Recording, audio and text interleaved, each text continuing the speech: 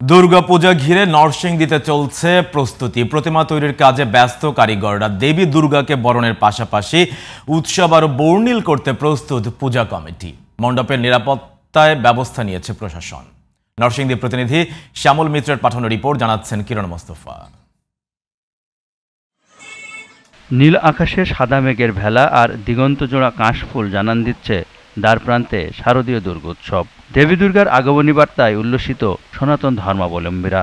তাদের সবচেয়ে বড় এই উৎসব ঘিরে নরসিংদীর পূজা মণ্ডপগুলোতে চলছে প্রতিমা তৈরির কাজ।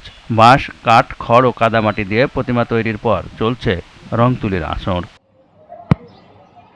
অন্য বছরের তুলনায় এবার উপকরণের দাম একটু বেশি, ফলে কাঙ্ক্ষিত লাভও মিলছে না কারিগরদের। সকাল 8টা থেকে মনে করেন রাত 2টা পর্যন্ত কাজ করতে হয়।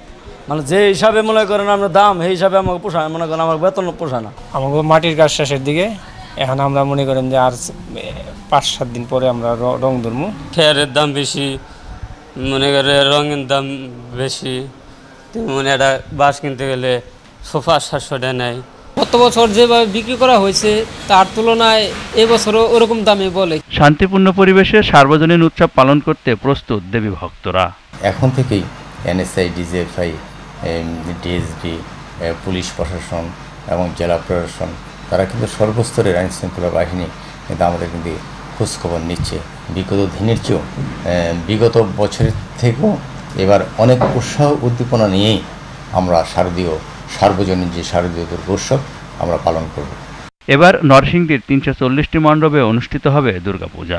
28 সেপ্টেম্বর মহাষষ্ঠী পূজা দিয়ে শুরু হওয়া দুর্গা উৎসব শেষ হবে 2 অক্টোবর বিজয়া দশমীতে প্রতিমা বিসর্জনের মধ্য দিয়ে। কিরণ মোস্তফা, জিটিভি নিউজ।